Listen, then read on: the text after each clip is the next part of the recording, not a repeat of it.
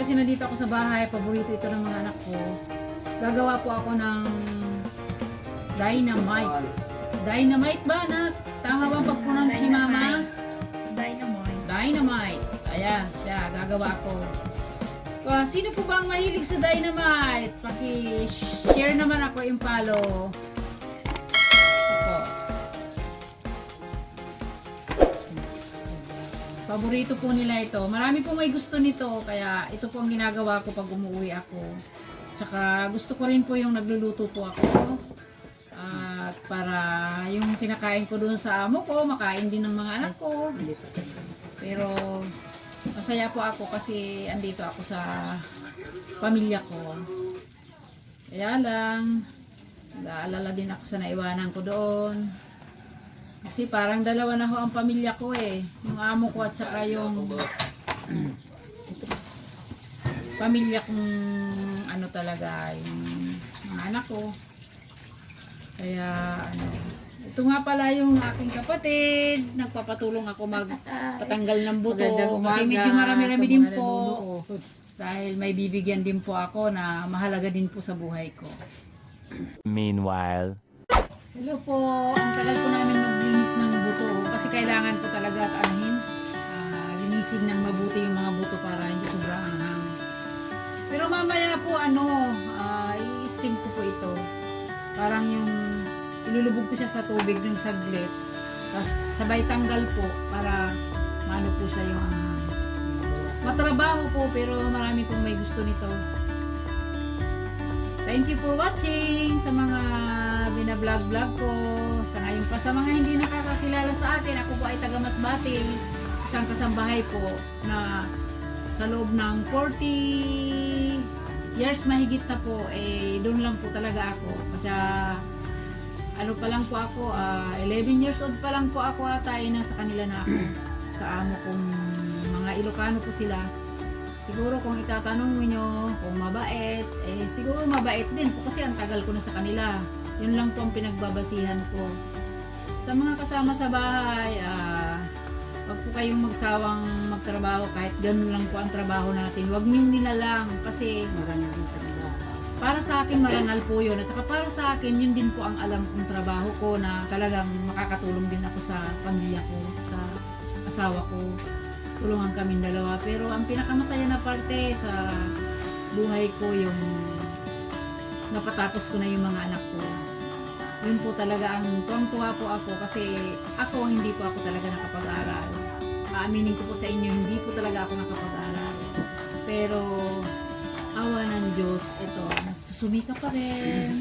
Kahit na sabihin natin na tapos na yung mga anak ko. Pero gusto ko pa rin magtrabaho para makatulong din po ako sa mga pamangkin ko para sa pag-aaral nila.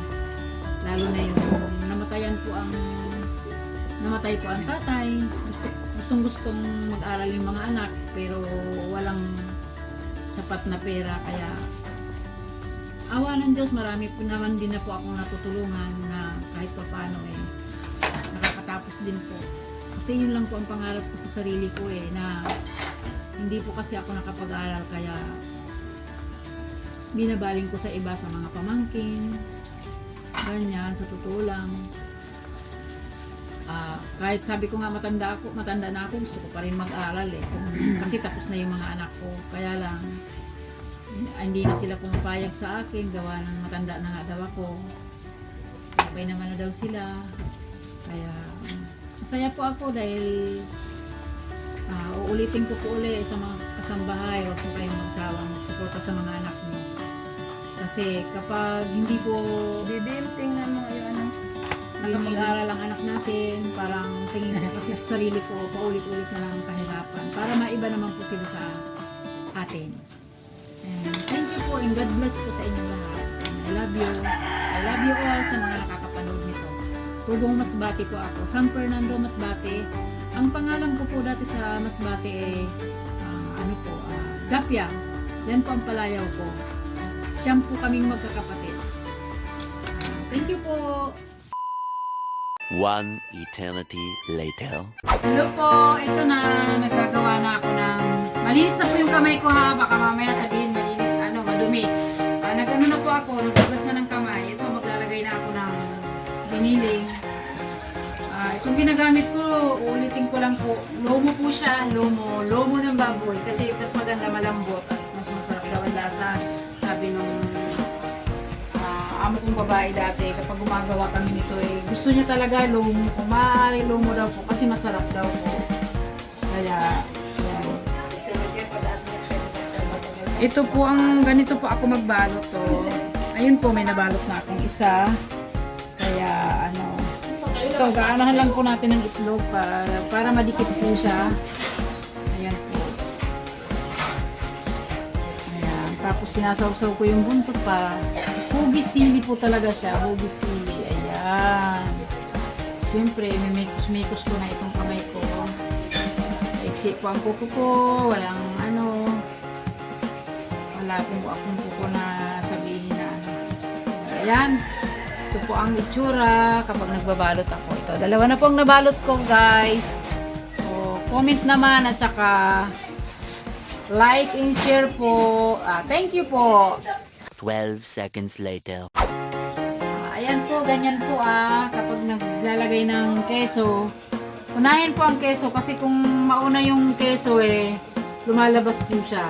Kailangan, tapos saka po giniling. Ayan po. Mauna ang keso. Sunod na ang giniling para hindi mo sa balot ang keso. Ayan po, guys.